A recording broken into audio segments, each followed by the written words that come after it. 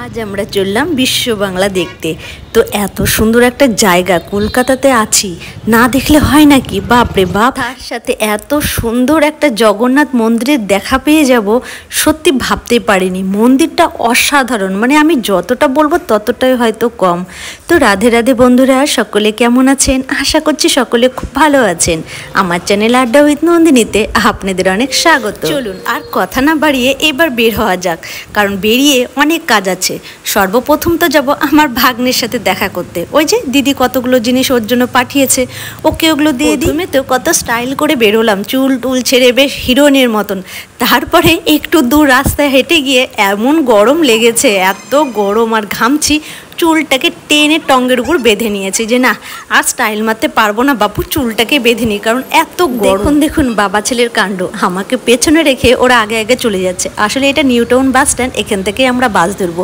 প্রথমে যাব আমরা কারিগরি ভবনে, কারণ ওখানে আমার ভাগ্নে থাকে, চোদ্দির ছেলেটা, ওকে ওই জিনিসগুলো দিয়ে এই দাঁড়ান দাঁড়ান চলুন বাসে উঠে নিই। বাস চলে এসছে, এখানে যাওয়ার বাস আর আসার বাস কিন্তু একই নাম্বার। নেমে গেলাম আমরা কারিগরি ভবনের সামনে। এখান থেকে নেমে না আমার ভাগ্নাকে ফোন করলাম, ও আবার লোকেশনটা হোয়াটসঅ্যাপে পাঠিয়ে দিচ্ছে, বলছে পাঠিয়ে দিচ্ছি, এই লোকেশন দেখে চলে আসো। তবে এখানে না এখন কলকাতাতে অনেক সুবিধে হয়েছে, অনেক ফেসিলিটি হয়েছে, ঘুরে ফিরেও বেশ আরাম। জানেন তো, কেউ যদি বাসে জার্নি করে ঘুরতে চান কোনো অসুবিধা নেই। বাসওয়ালারা যদি হয়তো আপনি বুঝতে পারছেন না কোন বাসে যাব আসবো, যদি ওদেরকে জিজ্ঞাসা করা যায়, ওরা না খুব সুন্দর করে বলে দেয় যে না এই বাস যাবে না, এত নম্বর বাস আসবে বা এর পরের বাসটা আসবে, ওইটাতে যাবে। ঘুরতে কিন্তু একদমই এখন প্রবলেম হবে না কলকাতাতে এসে, আর একদমই ভয় পাওয়ার মতন কিছুই নেই আগের মতন। অনেকে হয়তো ভাবে মেগা সিটি ভয় অনেক কিছু আছে, অনেকে অনেক ভুল রাস্তা দেখায়, কিন্তু এখন আমি যতটুকু ঘুরেছি ততটুকু দেখছি না সবাই ভীষণই ভালো, ভালোবেসে সবাইকে ভালোভাবে জিজ্ঞাসা করলে সবাই খুব সুন্দর করে বলে দেয়। আমার ভাগ্নে তো লোকেশন পাঠিয়ে দিয়েছে আমার ছেলের হোয়াটসঅ্যাপে, তাই ওইটা দেখে দেখে এবার আমরা রওনা দিলাম ওর দিকে, যে যাই আগে ওর সাথে দেখা করে নিই, ছেলেটার সাথে গিয়ে ওকে জিনিসগুলো দিয়ে দিই, তাহলে একটু ভালো লাগবে। তারপর ওর সাথে একটু গল্প টল্প করে আমরা চলে আসবো বিশ্ব বাংলাতে। কিন্তু আশা বললে আশা, বলুন এই দেখুন সামনে কত সুন্দর একটা মন্দির পেয়ে গেলাম, জগন্নাথ মন্দির, আর তার সাথে কত বড় আর কত সুন্দর মেলা লেগেছে। আমি আবার সাইড থেকে কিছুটা মন্দিরটা তুলে নিলাম, আর মন্দিরের ভিতরে না তখনও যাইনি, যেহেতু আমার ভাগ্নেকে ফোন করলাম, ও বলল ও অনেকটাই কাছে চলে এসছে। তো আমি সাইড থেকে সামনে থেকে একটু করে ভিডিও নিলাম, তারপরে ভাবলাম যে না ছেলেটা যখন এসছে ওর সাথে আগে একটু দেখা করে নিই। আর এই দেখুন দূর থেকে কত সুন্দর লাগছে না, তখন প্রায় সন্ধে, আর লাইটগুলো জ্বালিয়ে দিয়েছে, তো এত সুন্দর লাগছে কি আর বলবো। পেয়ে গেলাম এবার শেষমেশ আমার ভাগ্নেকে, সবাই মিলে গল্প করতে করতে বললাম চল মেলার দিকে চল, একটু ঘোরাঘুরি করি, মন্দিরটার দর্শন করি, আর কিছু খাবি নাকি তোরা, খেয়ে নে চল। তাই সবাই একসাথে মেলার দিকে আসছিলাম, কিন্তু আমার মনটা ওই মন্দিরেই পড়ে আছে, যে এত সুন্দর মন্দির। জুতোটাকে বাইরে খুলে রাখলাম, কত সুন্দর ঝর্ণা পড়ছে এদিক দিয়ে। আর জানেন এখানে মনে হয় 5 জায়গায় যজ্ঞ হয়েছে, মানে একসাথে একই দিনে, হয়তো প্রথম রথযাত্রার দিনে হয়েছে। কত সুন্দর করে সাজিয়েছে যজ্ঞের স্থানগুলো, এদিকে দুটো করেছে, ওই দিকে দুটো করেছে, আর মাঝখানে করেছে একটা। তো কত সুন্দর লাগছিল, মানে যজ্ঞের স্থানগুলো দেখতেও আমার এত ভালো লাগছিল যে কত বড় করেই না এখানে যজ্ঞটা হয়েছে। আর এই দেখুন মন্দিরের বাইরেটা, মানে প্রথম গেটটা, কি ভালো লাগছে না কাজগুলো, এত সুন্দর। উপরে আছে শ্রীকৃষ্ণ, আমাদের গোপু কৃষ্ণ, যাই বলবেন, যে যেটা বলে, কেউ গোপাল কেউ কৃষ্ণ, সবই তো একই। তো এত সুন্দর লাইট টাইটগুলো জ্বালিয়েছে, সত্যি বলতে ফোনে মানে ভিডিওতে আমি কতটা দেখাতে পেরেছি বা কতটা ভালো লাগছে আমি ঠিক জানি না, তবে সামনাসামনি এত সুন্দর, ভিডিওতেও কিন্তু অপূর্ব লাগছে, এর থেকেও অপূর্ব সামনাসামনি। তবে কলকাতাতে কেউ যদি এসে থাকেন বা কেউ আসেন, তাহলে কিন্তু অবশ্যই একবার মন্দিরটার দর্শন করবেন। এত সুন্দর মন্দির, এত অপূর্ব দৃশ্য আমি হয়তো কোথাও খুব কমই দেখেছি, আমার চোখে তো খুব ভালো লাগলো। মানে কাজগুলো এত সুন্দর করে করেছে মন্দিরের ভিতরটা। এই যে জগন্নাথ মন্দির, সবাই একটু প্রণাম করে নেন।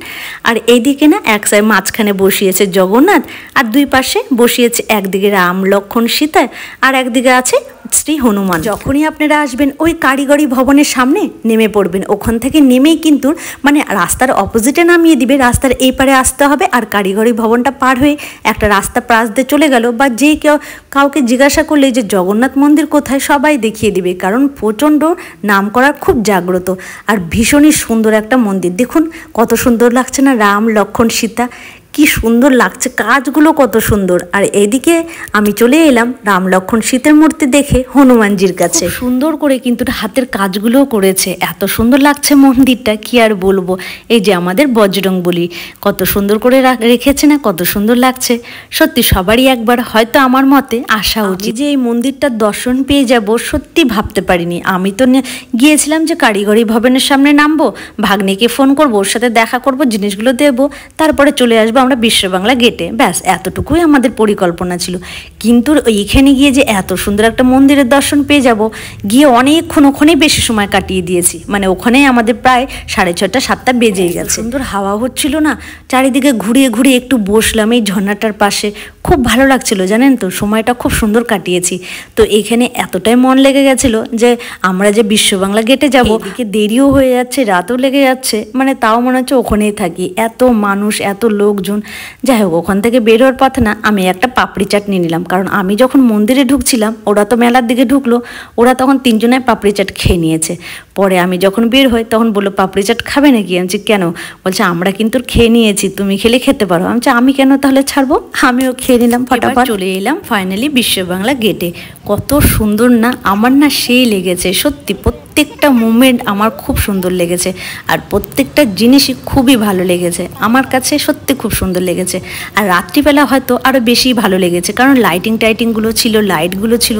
দিনের বেলা তো প্লেন থাকে, আর রাত্রিবেলা সব লাইটিংগুলো জ্বালানো থাকে, লাইটগুলো থাকে, বেশি কিন্তু দেখতে সুন্দর লাগে। সত্যি বলতে আমি একটা দেখছিলাম আর বারবার বলছিলাম সত্যি মানুষের মাথায় কত বুদ্ধি না, কত প্ল্যান থাকে, এত সুন্দর সুন্দর করে কিভাবে বানিয়ে দেয়।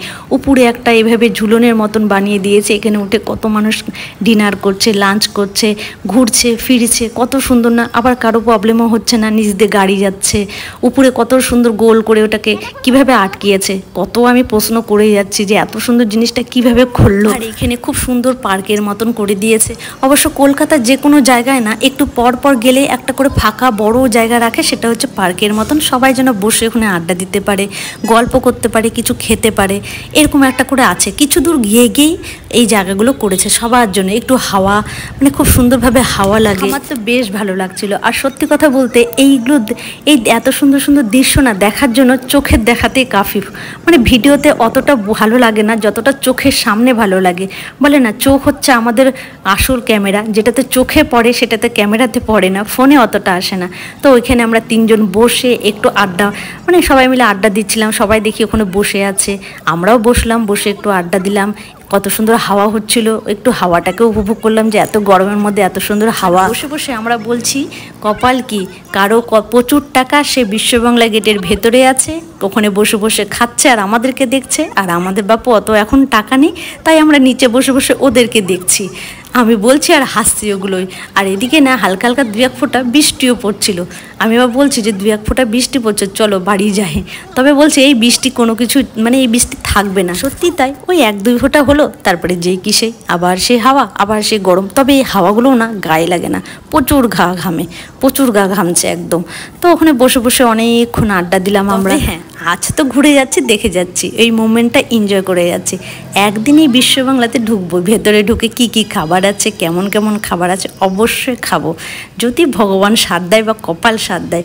ইচ্ছে আছে, দেখে এলাম টিকিট কোথায় করতে হয়, কিভাবে যেতে হয়, সব কিছু দেখে এলাম। অবশ্যই যাবো, একদিন সবাই মিলে যাব, খুব ইচ্ছে যে দেখে আসার পর থেকে আরও ইচ্ছেটা যেন বেশি বেড়ে গেল।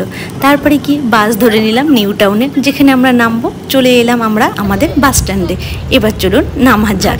আজকে ভালো কপালটাই না আমার সাথ দিচ্ছে। আসার সময় না দেখি ওখানে কি ভিড়, ভিডিও করবো সে সুযোগ নেই। মানে বার পুজো হচ্ছে আর সবাইকে প্রসাদ দিচ্ছে। আমরাও 3জন 3 জায়গায় 3টে প্রসাদ নিয়ে নিলাম, যে কপালে যখন লেখা আছে প্রসাদটা হাত বাড়িয়ে দিচ্ছে, কেনই বা আমরা হাত সরিয়ে নেব? সবার কপালে তো সবসময় প্রসাদ থাকে না। তাহলে বন্ধুরা নেক্সট ভিডিওতে দেখা হবে। রাধে রাধে।